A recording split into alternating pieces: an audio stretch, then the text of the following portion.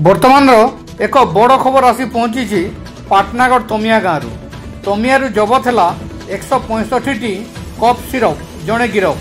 पाटनागढ़ बलांगीर अबकारी mobile team मिलित भाव विभिन्न स्थान में चढ़ाऊ करता बेले विश्वस्त सूत्रु खबर पाई तमिया गाँव जड़े युवक संदिग्ध भाव गोटे जरी बस्तार किछि नेउथिबा देखि ताकू अटकाई अनुसंधान करिबारु ताठारु 165 बोतल कप सिरप मिलिथिला।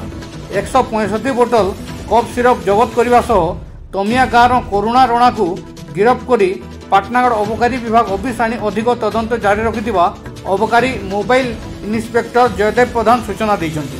पुणी थरे कहि रखुछु तमिया गाँव जबत है 165टी कप सिरप जड़े गिरफ।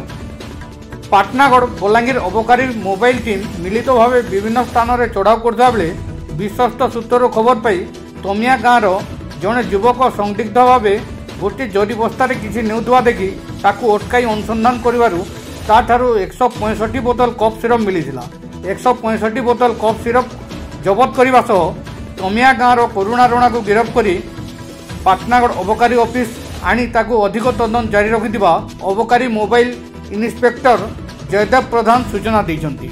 पाटनागढ़ मिर्चा न्यूज टीम ब्यूरो। सर आम मोबाइल इन्स्पेक्टर जयदेव प्रधान बलांगीर आसी Patnagarh OIC of excise station Patnagarh सहित आम सस्पेक्टिव जगह रेड करतला बेले तमिया गाँव जन लोक तार ना हूँ करुणा रणा गोटे बस्तार कप सिरप नहीं कि जाऊथबार आम सन्देह अटकैलु और सर्च कर कप सिरप 165 गोटी कप सिरप बाहर जार कि प्रत्येक कप सिरप परिमाण 100 ml लेखाएं।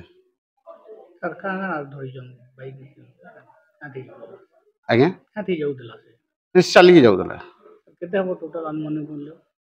आनुमानिक मूल्य यार प्राय मोर देन 50,000 हम। लिंक आम इंट्रोगेशन करूँ से किसी डिस्क्लोज करना आ इन्वेस्टिगेशन कला जना पड़े से कौटू आणुला कौटू को दौला।